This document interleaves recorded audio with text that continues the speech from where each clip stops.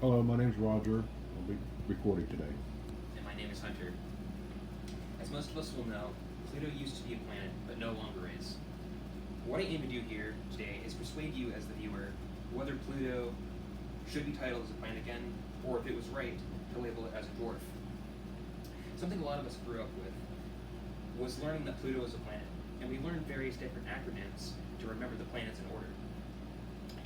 And with Pluto as no longer a planet, those acronyms have lost a lot of their meaning. While that is unfortunate, what I am wanting to talk about is if it would be right to reinstill that meaning, or if we should be more correct to revise acronyms instead. In other words, should Pluto be a planet?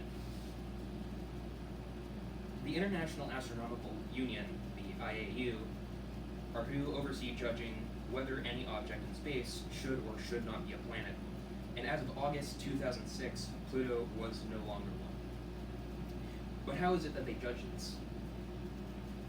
The Library of Congress, one of my sources at lock.gov, states the IAU has organized 3 dividing questions for what makes a planet, which would be, is it on orbit around the sun?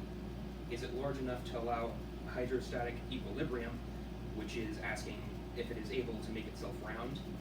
And finally, can it clear the neighborhood around its orbit? Pluto can do all of these, but one of these, and that is clearing its neighborhood. What this means is that Pluto is not large enough to be able to either deflect or absorb other smaller objects in its path. With the foundation of what the requirements are, there are some scientists who believe that they are unfair and even laughable, like the planetary scientist Alan Stern, who was interviewed by one of my sources, space.com. Stern thinks that only the first 2 of the 3 considerations of what make a planet are fair because of the size of the other objects in Pluto's neighborhood. He said that even Earth would not be able to be considered a planet if it were where Uranus is, let alone if it were where Pluto was, as it would be unable to clear the neighborhood.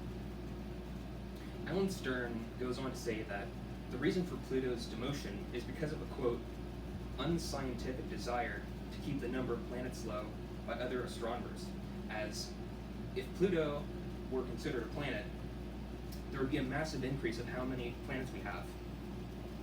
He argues that this is better to have, that it is better to have more, because it would reflect astronomers' knowledge of the solar system and show an understanding that there are far more small planets than large ones.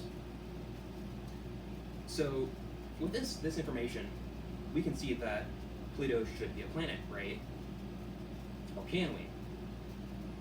Most of the points I have mentioned for why Pluto should be a planet can be turned around to say why it should not be. If we go back to the official definition of a planet by the IAU, we could recall that a planet must be able to clear its neighborhood. And this is one of the considerations undertaken for good reason. As we now know, Pluto is unable to deflect or absorb other objects.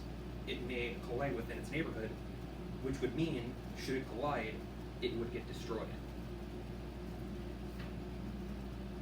In the Kuiper belt, the belt Pluto is in, there are many other bodies called Plutinos because they resemble Pluto closely. Going back to one of my previous points, I paraphrased Alan Stern, who was saying that we should name all dwarf planets officially as planets, and that it was unscientific not to. But would it not be unnecessary to do this? Like stated earlier, if we were to call other dwarfs planets, there would be far more bodies considered planets. At BoiseStatePublicRadio.org, there was an interview conducted with Michael Brown, the man who deemed Pluto as no longer a planet. Brown said that Pluto should not be a planet at all, as it is only 0.07 times larger than the other bodies around it, and according to NASA.gov, not even as large as the Earth's moon. Pluto being this size is a strong reason why it might not be a planet, as at this size it cannot clear other bodies in its so-called neighborhood, which leads back to the IAU's third part of defining a planet. So, this whole time, I have been giving both sides of the argument. But now I would like to give my opinion.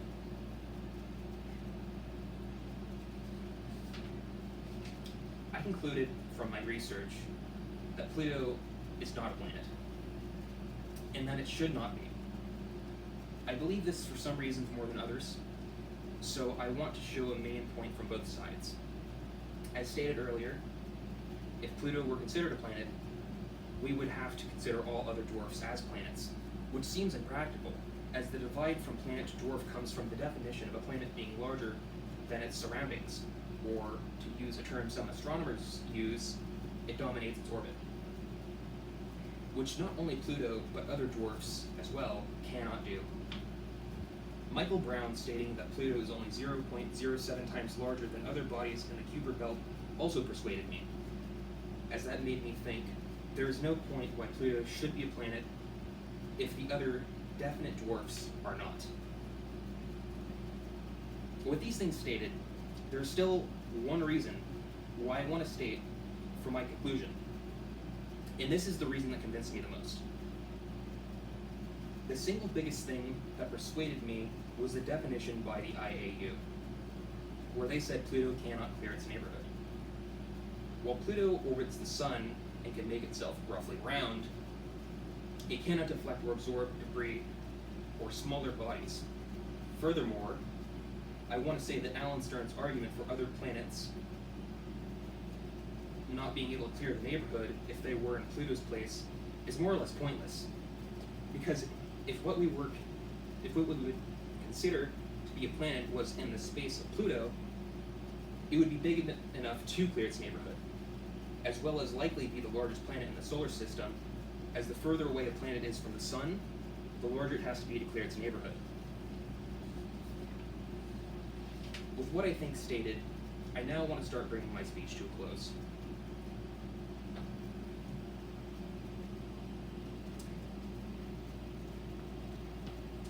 In my speech, I went over both sides of why Pluto should or should not be a planet, and I concluded in the end that it should not be one. I explained my reasons why I think that, and why it persuaded me. With all this stated, I do still want to say that even if Pluto is not a planet, it is still an amazing astral body, and possibly one of the most mysterious and interesting in our solar system.